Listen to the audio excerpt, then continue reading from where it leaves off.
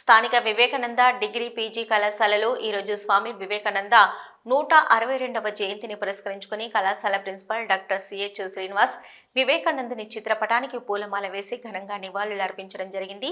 ఈ సందర్భంగా శ్రీనివాస్ గారు మాట్లాడుతూ వివేకానందుడి జీవితం యువతకు ఆదర్శం.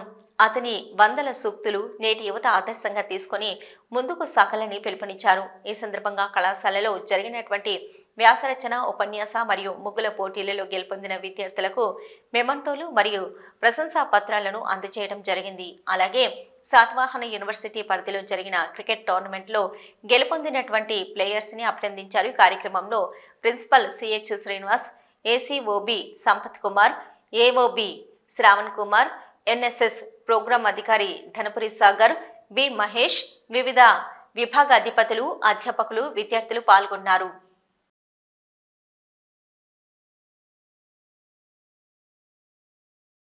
Happy national youth day to you all. అందరికీ యువజనోత్సవ శుభాకాంక్షలు.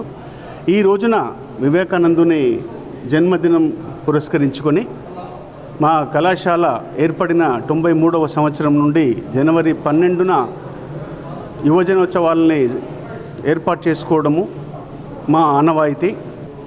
ఇందులో ఈ ప్రస్తుత రోజులలో యువత ఒక నిర్దేశము, దిశ లేకుండా ప్రయాణిస్తుంది. కాబట్టి వారందరినీ మంచి స్థాయిలో నిలబెట్టడానికి ఒక నిర్ణీత ప్రణాళికతో వారి ఆశయాలను చేరుకోవడానికి ఉపాధ్యాయులుగా మన వంతు కృషిని చేయవలసిందిగా మా ఉపాధ్యాయ సోదరులందరికీ కోరుతున్నాను.